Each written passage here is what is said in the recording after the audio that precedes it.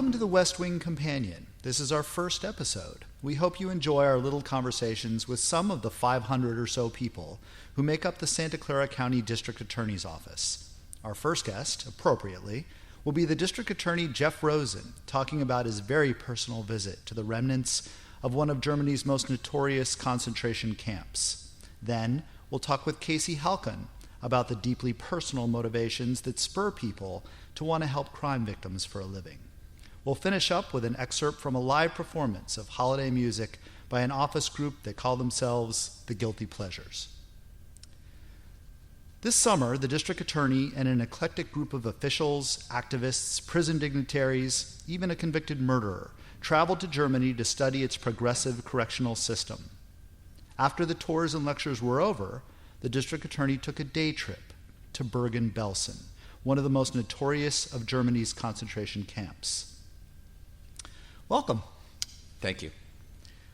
What did your family say when you told them that you were going to visit the concentration camp where your father and his mother were interned?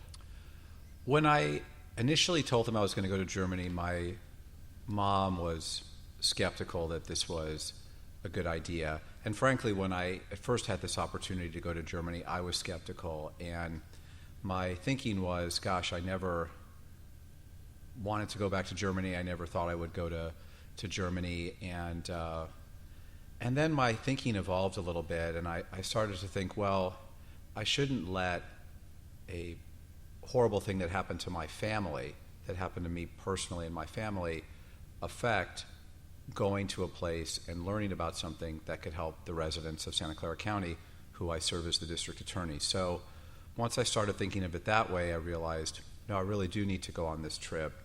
And then my thinking evolved further, and I started to think that maybe there was a connection between these two things, seeing the modern German prison system and learning about how progressive and well-functioning it is, with the contrast of going to Bergen-Belsen, where my father and grandmother and other relatives were interned during the war.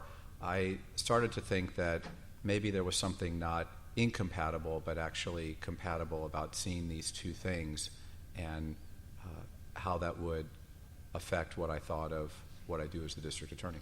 What does it look like? What does Bergen-Belsen look like? It's not that big. The campsite is about 0.2 square miles, so it's not very large. It's in a wooded area, very rural part of Germany, and the camp itself is not there anymore. The British burned it to the ground after liberation because of all the typhus and typhoid, so in order to stamp out disease. But what they have there is a museum, mock-ups of what the camp looked like when it was standing, and then memorials strewn throughout it, along with several mass graves. There's tens of thousands of people buried there. You did some research there. I did. Before I went to Germany, I contacted the Bergen-Belsen concentration camp, and I talked to the archivist there, whose name is Dr. Bernd Horstmann, and I told him I was coming and asked him if he might be able to find some records of my family that was there in terms of when they arrived and when they were liberated, those kinds of things. And so he asked me to send him a lot of information about where my family was before they were sent to Bergen-Belsen, and so I did all those things, and he did a fair amount of research. And when I arrived at the camp, he met me there, and we went up to his office for several hours and looked through the records. And he was able to show me the records that were made when the camp was liberated by both the British Army and the Jewish Committee, showing the names of the survivors. And I saw the names of my father, who's still living, my grandmother, who's passed away, and other cousins, some of who are living and some of who have passed away, their original names. Powerful moment. Yeah, it's hard to describe. I mean, obviously I know that my family survived, that's why I'm here, but there's something about seeing the names, because of course they only kept records of the people that had survived, and then seeing the names that they originally had written there just gave me almost a feeling of going to a different world and a different place. How and I was going to ask if at all, but I think that's a moot clause. Has the Holocaust affected your vision as the district attorney?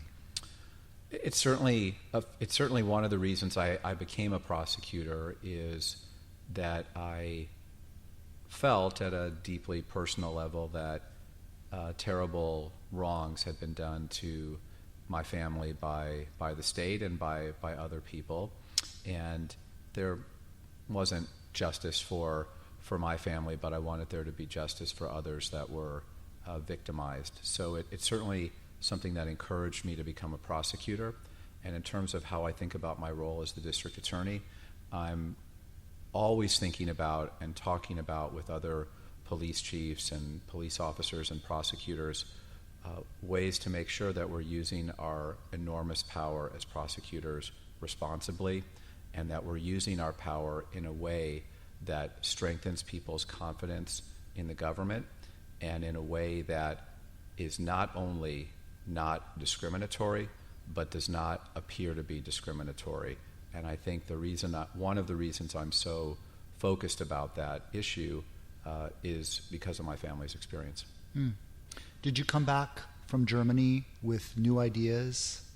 Yes, I absolutely did. There's things that I saw in the German prisons that not all of what I saw there we can do in this country. We have a different country, we have different traditions, different culture, but there's definitely some tangible things I saw that we could try here in our jails and prisons, and then just an interesting philosophy that they have towards prison that I think is one that we can adopt elements of here. Thank you very much. Thank you. Thank you for having me. In this issue of The West Wing, Nida Raymond told the powerful story of Ulfat, a woman she knew as a child who burned herself alive after being abused by her husband. We're talking now with Casey Halcon, the executive director of the Victim Services Unit, about Nida and the power of empathy.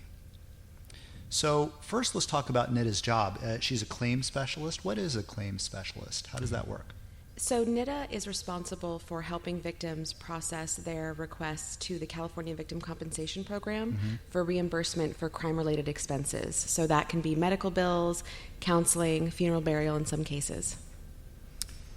Is there a connection in your mind between true empathy and effectiveness in jobs that deal with crime victims? Absolutely. I think empathy is probably the most important tool in our toolbox when it comes to successfully serving victims of crime. What do you mean by that? I think that to be able to understand their experience and to sit in a room with them in their pain and to help them walk through the process, you have to be able to understand what they're going through, their grief, their sadness, their overwhelm, and you have to be ready to go on their journey with them. Have any of your staff been crime victims themselves? I think that there is a natural affinity for this kind of work if you have experienced crime, either yourself directly or somebody that you love. And yes, many of my staff, and I think the staff in victim services in general, have been touched by victimization. And do you see how that plays itself out in the way that they relate to their clients? Yes, I mean, we're always going to be dealing with issues of appropriate boundaries, right? So as a survivor myself, I'm not necessarily going to tell my story to a client, but I keep it in the back of my mind, and it helps me to understand their point of view and understand what they might be going through. So you're a crime survivor? I am, yes. Did that influence you in choosing to help crime victims for a living? Oh, absolutely. I think that being a crime survivor made me committed to wanting to help other victims, to ensure that nobody goes through what I went through, or if they do, that they have help along the way. What's the one thing you think that the public doesn't generally understand about the psyche or the situation of a crime victim? I think that patience is really important when dealing with crime victims. We tend to want them to rush their process along because it makes us uncomfortable. And the best thing that we can do for a crime survivor is to just let them go at their own pace and to understand that at times they're going to seem like they're recovering, and then they may have a setback the very next week, and that's a normal part of the process. Thank you very much. Thank you. Thanks for listening to the West Wing Companion. We hope you have a happy and healthy holiday. And now it's time to enjoy some guilty pleasures. Sleigh bells ring, are you listening? In the lane, snow is glistening. A beautiful sight, we're happy tonight, walking in a winter wonderland. Gone away is the bluebird, Here to stay is the new bird.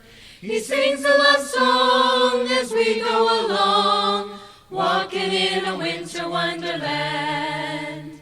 In the meadow we can build a snowman and pretend that he is Parson Brown. He'll say, are you married? We'll say, no, man, but you can do the job when you're in town.